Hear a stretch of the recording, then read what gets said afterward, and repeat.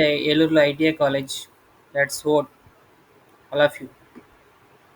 నువ్వు చూసారా లైన్ ఎంత ఉందో? పొద్దున్న 7ంటికి వస్తేనే ఎంత పెద్ద లైన్ ఉంది.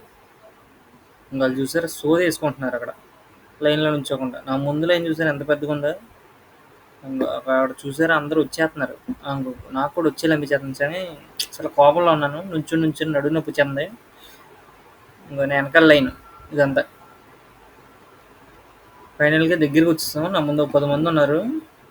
లోన ఎలా ఉంటుందో చూద్దాం పదండి. ఇంకో వచ్చేసాం లోన.